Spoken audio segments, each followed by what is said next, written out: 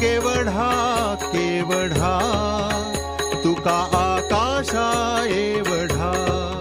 भगवान श्रीकृष्णाने ही जी भगवद्गीता कुरुक्षेत्रावर अर्जुनाला सांगितली ती संस्कृत भाषेत होती.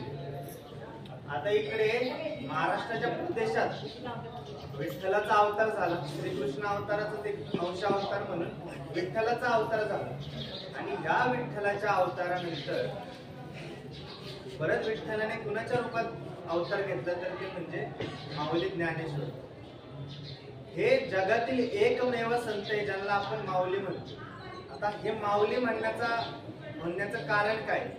कारण संत ज्ञानेश्वरांची जी काही वाणी आहे, संत ज्ञानेश्वरांची जी काही लेखणी आहे, त्याच्यात एखादी जशी आई आपल्या मुलाला काहीतरी चांगलं शिकवते, संस्कार करते, त्याच प्रकारे एका माऊलीची वाणी भगवान ज्ञानेश्वर महाराजांची, संत ज्ञानेश्वर महाराजांची. आता ह्या ज्ञानेश्वर महाराज जसं भगवान श्रीकृष्णाने भगवद्गीता सांगितली तशीच महाराष्ट्रातल्या लोकांना कुठे ना कुठे धर्म कळावा, त्यांच्यापर्यंत आपला धर्म पोहोचत नव्हता, म्हणून श्रीकृष्णाने परत अवतार घेतला, विठ्ठलाने परत अवतार घेतला ज्ञानेश्वरांच्या रूपात.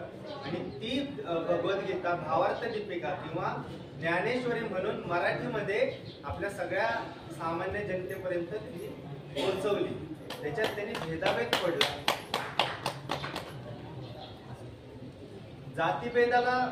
जातीभेद पडला, त्याच्यानंतर भाषाभेद सुद्धा त्यांनी पडला. ज्ञानेश्वरांकडून काय काय शिकावं, त्यांची मूल्य शिकावी. त्याच्यानंतर भगवान श्रीकृष्ण स्वतःच्या मुखातून काहीतरी वाचतायत असं समजून त्यांची प्रत्येक वचन आपण हृदयात ठेवावी. आणि सगळ्यात महत्वाचं म्हणजे मराठी भाषा कुणाकडून शिकावी तर ती ज्ञानेश्वर. त्यांची संपूर्ण जी वाणी आहे किंवा जे काही चरित्र आहे, त्यांनी जे काही ज्ञानेश्वरी लिहिली त्याच्यातली जी मराठी आहे ती प्रमाण भाषा आहे, ती शुद्ध भाषा आहे.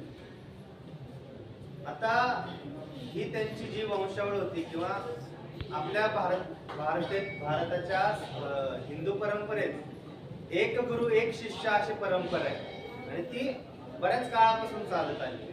तशी ज्ञानेश्वरांची सुद्धा होती. ती कशी? आदिनाथ गुरु सकळ सिद्धांचा, मच्छिंद्र दयांचा मुख्य शिष्य मच्छिंद्र दयांचा. मच्छिंद्राने बोध गोरक्षासी केला, गोरक्ष वळला गहिनी प्रति गोरक्ष वळला. गहिनी प्रसादे निवृत्ती दातार, ज्ञानदेवा सार चोजविले ज्ञानदेवा सार. अशी एक गुरु एक शिष्य परंपरा आहे. आपण मागे त्र्यंबकेश्वरला गेलो होतो बघा, इकडे त्र्यंबकेश्वरला कुणाची समाधी आहे बरं?